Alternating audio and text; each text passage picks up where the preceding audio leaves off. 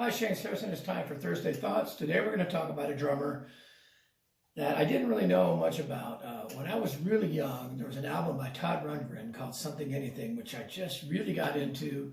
A lot of that was due to the influence of the guys in the first band I was in, which was called Debrin, which is in a Sunday Story if you want to go back and look at that. But we had learned some Todd Rundgren tunes, and Hello, It's Me is a classic, and I Saw the Light and stuff. And anyway, some of those songs were on the double album by Todd Rundgren called Something Anything.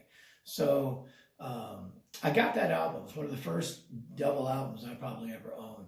And a drummer on some of those tunes was a guy named John, I don't know if it's Siomos or something, but it's John Siomos. That's what I'm going to say.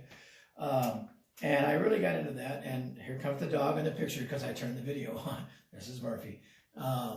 So I really got into that album heavily. And then a few years later, Frampton Comes Alive came out and just exploded onto the scene. And that was a huge album, again, for me, because I learned some of the tunes because of a band I was playing in, but also John Siomos was the drummer on that as well. So I became pretty heavily involved in following and learning a lot of those tunes, and really liked his drumming and stuff on there. Again, a lot of it I could relate to, so that's kind of, it wasn't like something I just couldn't understand and whatnot. So I really got into him as a drummer.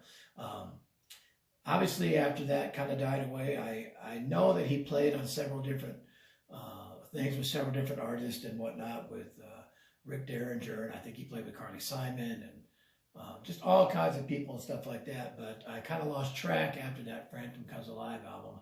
I believe he passed away. John Siomos passed away back in, I don't know, 15, 16 years ago, something like that.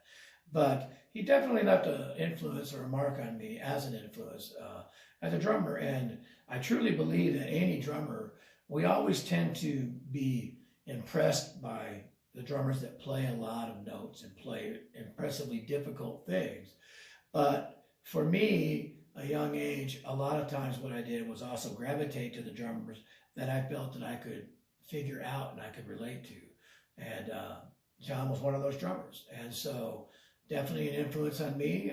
When I did my daily drumming influences in 2012, he was listed, and he still today, I could listen to any one of those albums over and over again and still like what's going on. So do yourself a favor and check out Something Anything by Todd Rundgren, who also plays drums on some things, and Peter Frampton and Frampton Comes Alive, the live double album from, I think, 75 or 76, something like that. 76, I think. Classic albums and some great drumming. Again, not fancy, but just nice, solid, rock solid drumming. So check them out. John Siomos. I don't know how you say it. I just know I liked his drumming.